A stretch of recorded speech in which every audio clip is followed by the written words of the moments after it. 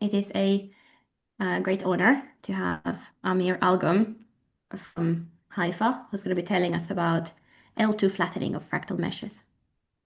Yeah, thank you. Thank you for the invitation. And let me begin by saying that this is a joint work with Usama Khalil from the University of Illinois, Chicago, and Thomas Opponen from the University of Jyväskylä in Finland. Hannah, thank you. Okay, so this talk is going to be about two problems regarding the Fourier transform. And let me begin by defining the first one, the first property we care about in this talk. So I will call a Borel probability measure. By this notation, I mean Borel probability. I'll call it L2 flattening if the following holds. So if you give me an epsilon, I can produce a P. So the P will depend on the epsilon and on the measure, such that suppose I consider the LP norm of the Fourier mode. Note, this is not a pointwise notation. It's about the LP norm inside the ball of radius r above the origin. So this denotes ball of radius r above the origin, and this is the LP norm. And what I ask is that I can make P large enough so that I have this growth condition. Now, just to emphasize, I'm not asking for a decay bound, even though this is some type of a decay bound. What I'm asking for is controlled growth. So this means that I have arbitrarily slow growth in the exponent by taking the P large, and I will revisit this definition soon. But for now, what I want to ask is the following. So can you give a geometric characterization of which measures are L2 flattening? And somehow, one of the points I want to make in this talk is that recently there was a very good candidate for what should be the correct geometric characterization, which turned out not to be the full characterization. But we'll get there. For the time being, let me move on to another problem, which is, so this is a rather specialized thing that you would typically expect for a dynamic and defined or nice measure.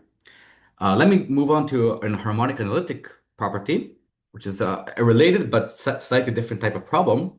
So recall that we call a measure as Frostman if it satisfies this type of property. By the way, when I write a wiggle, I mean up to a constant. And I just remark, when I say geometric characterization, I mean not in terms of Fourier transform, but rather some kind of concentration or something like that. Anyway, so we have an S Frostman measure, and in the second problem, we take a measure over the parabola, say the piece over the interval 0, 1, so this piece. And suppose it's S Frostman, so being a one-dimensional manifold, S has to be between 0 and 1.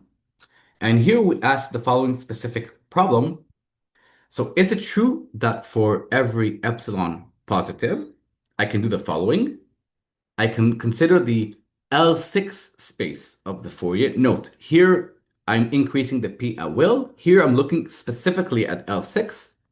And what I ask is that the growth of this thing is no larger than this exponent.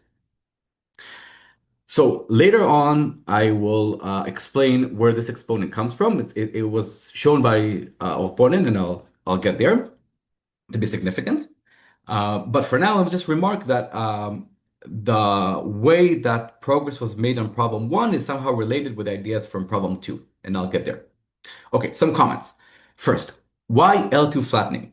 So L2 flattening is a term originating from the work of Bourgain and Gumboldt about spectral gaps on Lie groups, and the way they used it. And so that there are several equivalent definitions. One of them is the following: if a measure is L2 flattening, then you have this type of inverse theorem type behavior that if I convolve the nu with any measure mu, that will result in quantitative growth of the L2 norm. So the L2 dimension. The L2 dimension of the convolution of nu with any other measure will quantitatively grow unless the original measure was already had quite large L2 dimension. So if you know Ochman's inverse theorem for entropy, it's a statement like that, only for L2 dimension. So there's that. Now, a few comments. First of all, so being L2 flattening is a rather specialized property. For example, it's quite easy to see how it can fail. Suppose your measure, say, has an atom.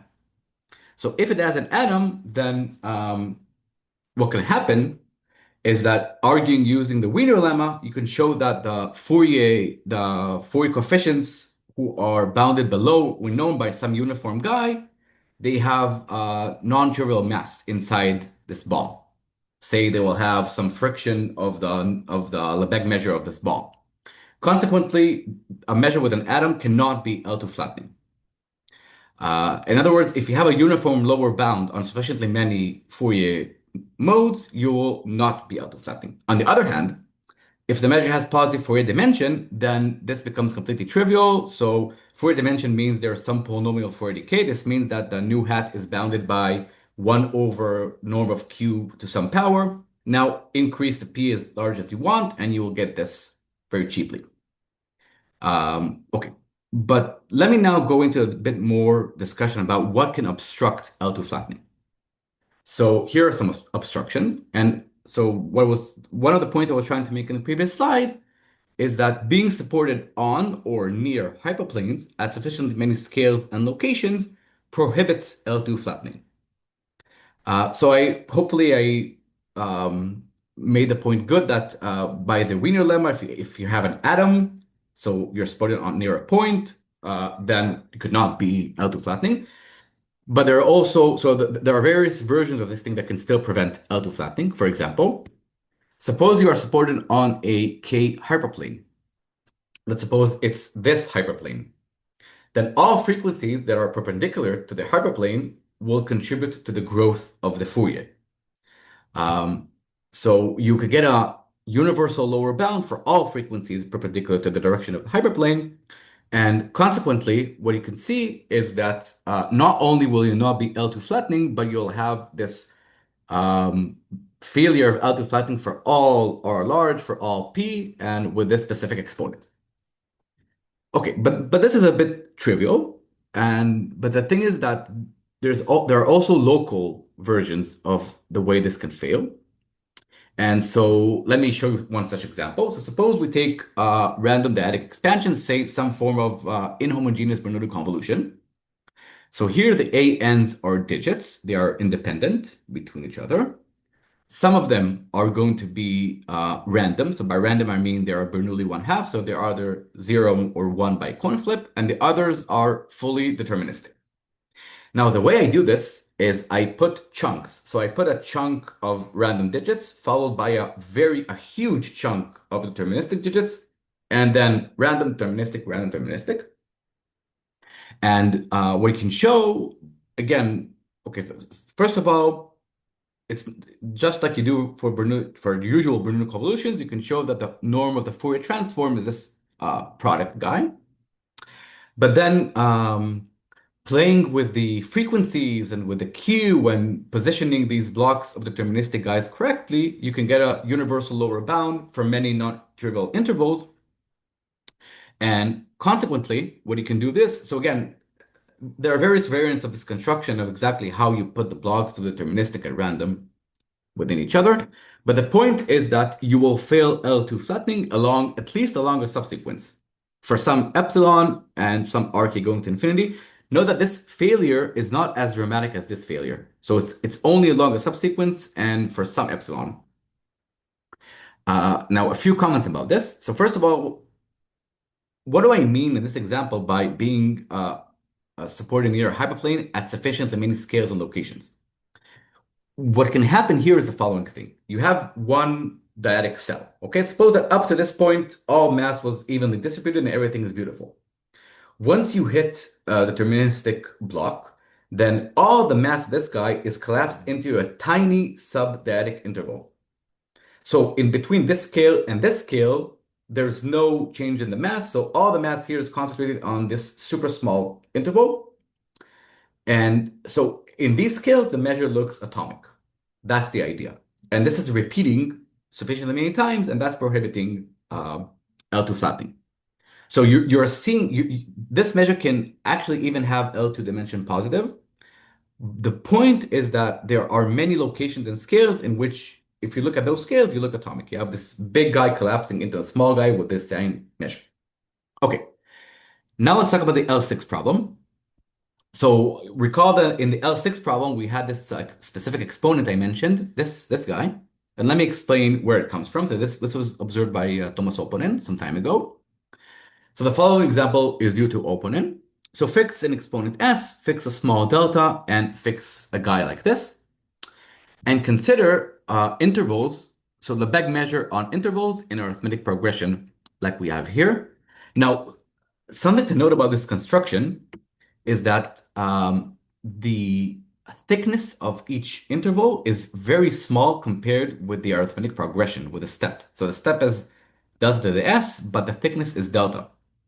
Delta is much smaller than delta to the s. And so, okay, one thing that is not hard to see is that a measure like this will be S Frostman. However, it will fail to be alphas regular in a very bad way. So you will not have a lower bound for a measure of a ball. You will have an upper bound. That's not easy. That's not difficult to show.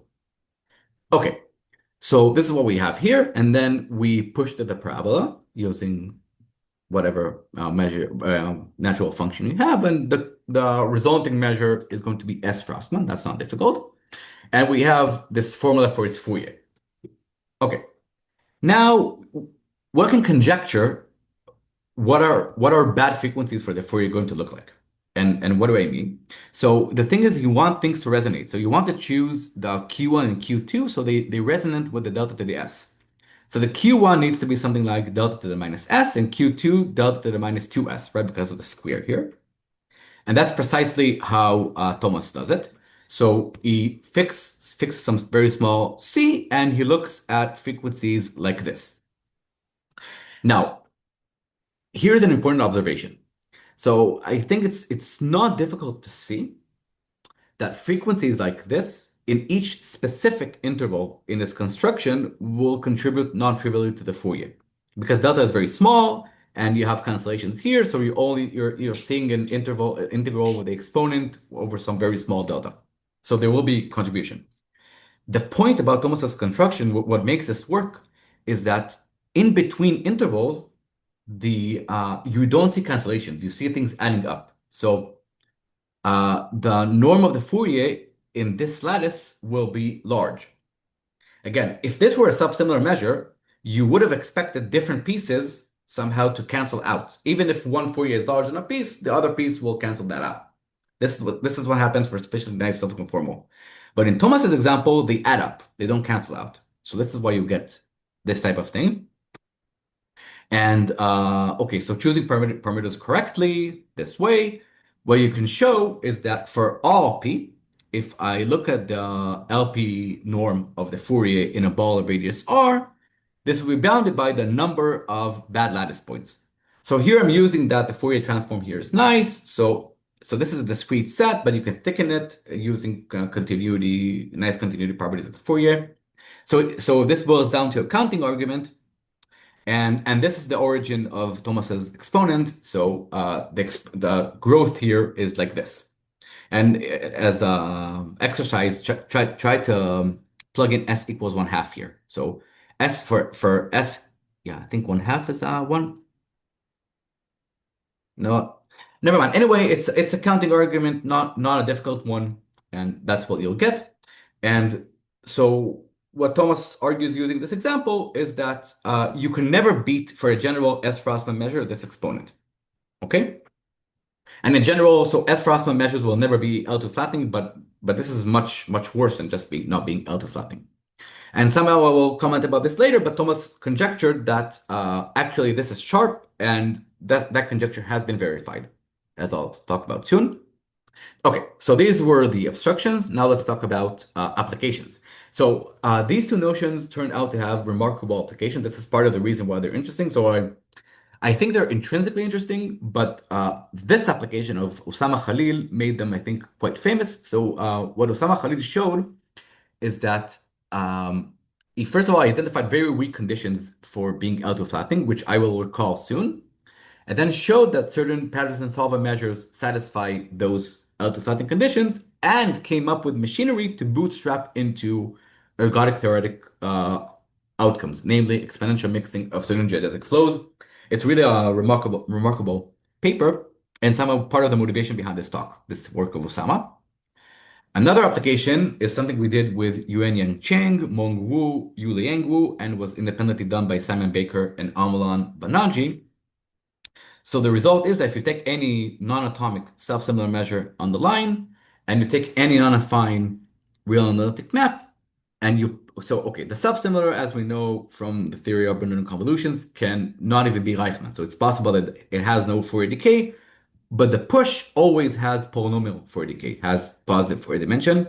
This is, I know, some kind of a magical phenomenon first observed by Kaufman in the 1980s that a smooth change of coordinates can change the Fourier dimension. It's not stable in the metric sense. I think it's a remarkable thing. And then there were those partial progress by Musker and Shmerkin. They proved this for some special cases, and they redid this. A consequence of our argument was the following equidistribution result. Again, so this also follows from L2 flattening so here the self-similar is L2 flattening. I will mention that soon.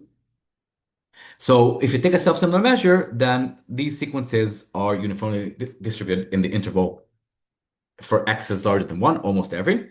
So a result like this, so this was first proved by Koksma in the 1930s. This is called the Koksma, for the Beg, it's called the Koksma equidistribution theorem. And so what happened was about 5 years ago, Simon Baker proved that this holds if you take the middle thirds counter Lebesgue measure and you push it, say you translate it so that almost every x is larger than 1. And he conjectured that this should be true, in fact, for all self-similar, and we settled that conjecture using this method. And I think we'll hear much more about this stuff in Charlie's talk, which is up next. Um, Let me mention another beautiful application that somehow also motivated my interest in this line of research. Oh, yeah. Okay, there will be a signer here, so I will have to go soon, but hopefully I have enough time to finish the talk. So, what was Thomas's theorem? So Thomas showed that for every S, there is an epsilon, such that for every Borel set in the parabola, if the dimension of K is equal to S, then the triple subset has dimension larger than 2S plus epsilon. Now, note that larger than 2S is trivial, but the plus epsilon is crucial. So actually, if you look in Thomas's original paper about this circle of problems, this is the main result. And as a consequence, he obtained the following beautiful corollary, which we all know, I think. So if you take a Borel subring, so a subring such that it's invariant under addition and multiplication, then it has to have dimension 0, 1. You cannot have intermediate dimension. And the point is that if you take a subring, a Borel subring, and you push it to the parabola, you will have, so the triple sum set will be contained in the sum set, and you cannot be larger than 2S. So that's the idea. And there another application by Baker, Collett, and Sulston. So they had a general method of moving from L2 flattening to pointwise Fourier decay for stationary measures, but I don't have time to go into that. It's a very nice paper, but that's what we have here. Okay, what do we know about L6 flattening? So we have the following results of Opponen, Pugliatti, and Pirola, and Opponen, Pirola, and Yi. And so actually, so I think the result I'm going to say here is by these guys, and these guys prove the more general version. So the result is the following. For every S between 0 and 1, and for every epsilon positive, there exists a P such that if I take any Frostman measure on the parabola, by increasing the P, I can achieve Thomas's threshold. So Thomas conjectured this in the original paper, and then with his various combinations from his group, he was able to resolve this. Recall that the problem I set was for P equals 6. So for P equals 6, I think Yi proved the case where S is sufficiently large. And other papers, specifically by Demeter and Wang, had treated the case yeah, so Demeter and Wang related this with decoupling and studied other exponents for P equals 6, but those exponents are probably not sure. Okay. let's move back to L2 flattening. So here there was a very important work of Rossi and Shmirkin. So Rossi and Shmirkin gave the following definition. So we call a measure uniformly perfect if we have the following condition. So for some parameters d and beta, unless there's a trivial obstruction, then the okay. Let me explain what this means by hand. What this means is that if I have a big interval and a smaller interval, then in the remaining analysis, in the remaining what's in between carries non-trivial mass. In other words, the phenomenon I described before of the big dyadic and this very tiny dyadic having the same mass is prohibited by this condition. It's precisely prohibited by that. It means that in the space between this ball and this ball, there is at least some mass remaining. So it's some kind of non-atomicity at all scales and all locations. Okay? Again, this means that the annulus remaining between this ball and this ball carries non-trivial mass. And what Rossi and Shmirkin proved was the following thing. They proved that all alphas David regular and all self-conformal measures are uniformly perfect. And secondly, they proved that uniformly perfect measures are L2 flattening on R. Um, Now, the self-similar case was previously proved by Suji and with an effective version proved by Muskera and Shmirkin a few years later. So Muskera Shmirkin, by effective, I mean that given the epsilon, they produce the P effectively, which has consequences for Fourier dimension, but I won't go into that. Now, you can ask whether or not this is sharp, and the answer is probably not. So you can construct a measure, say, take two copies of the Lebesgue measure on an interval and separate them far enough. So you will have the endpoints failing this, and yet that measure will have polynomial Fourier decay, so it will still be L2 flattening. However, I conjecture, and I haven't seen this in the literature, that this should be sharp up to excluding a small amount of centers and scales. So maybe you can only allow countably many failures for this thing, and other than that, they should be sharp. But I don't know with proof. I just think this should be true. Yes, by the way, there may be a siren here soon, so I may have to go. Yeah, hopefully you understand. Okay, now let's go to the higher dimension case. So here there is a definition originally due to Khalil with this simplification noted by Amlan Banaji. So let me open the full definition. So this definition says it's some kind of a higher dimensional version of the Rossi-Schmirkin condition. And what does it say? It says the following. So forget the C. It says that for all delta, there's an epsilon such that um, if I take a ball and I take a hyperplane, I can choose an epsilon so that the epsilon neighborhood of this hyperplane inside the ball carries no more than delta mass of the full ball. And this is some higher dimensional version of the Rossi-Shmirkin non-uniform perfectness condition.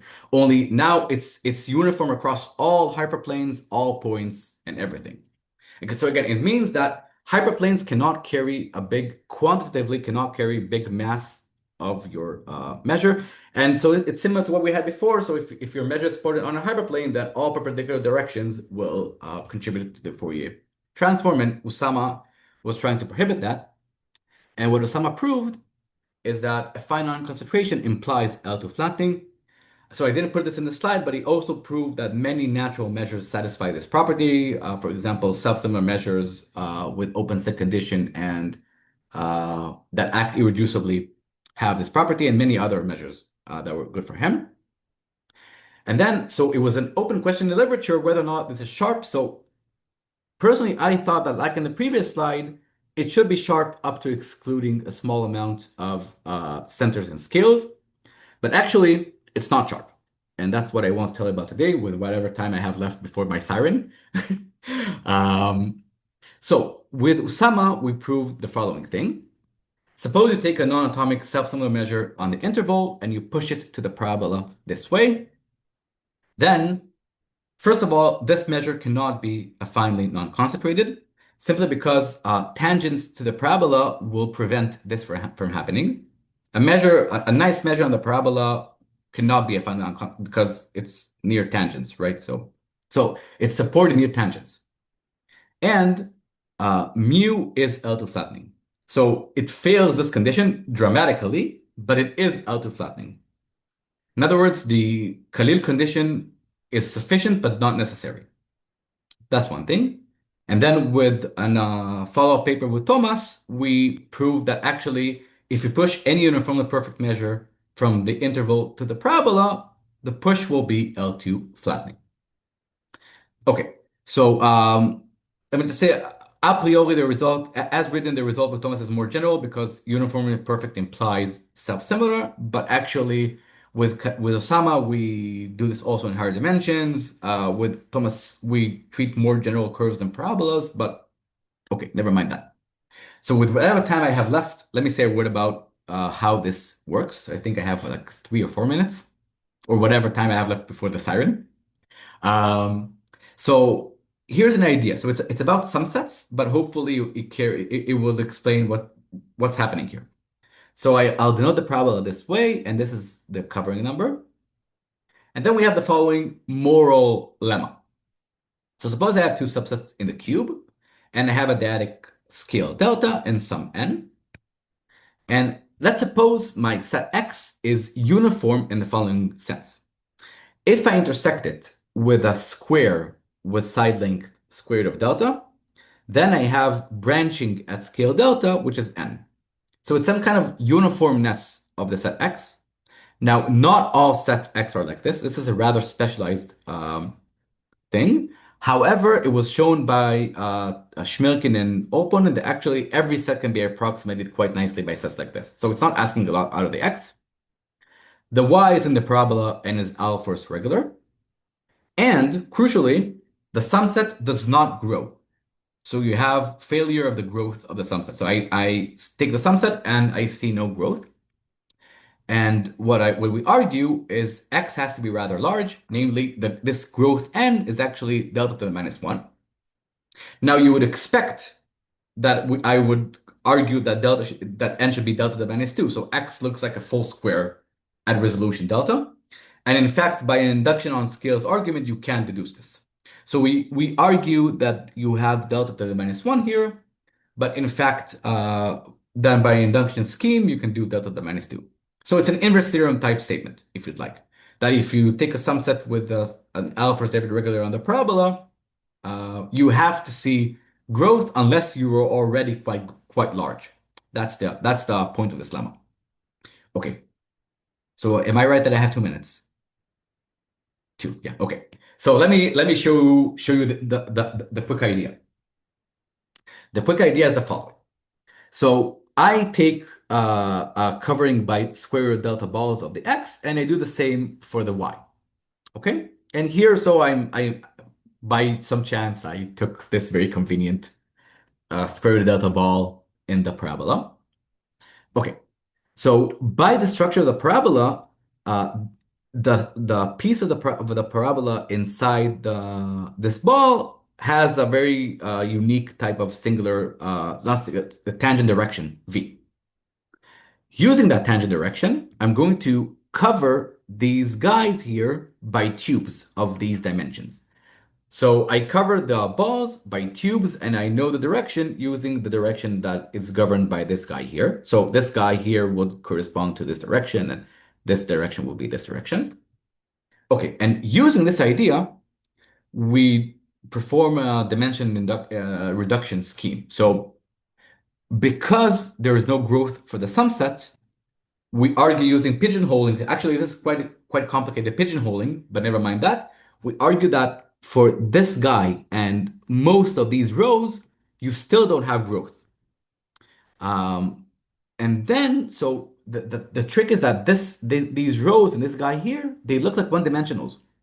So we can apply Rossi-Shmerkin, and using Rossi-Shmerkin, we argue that most rows are full.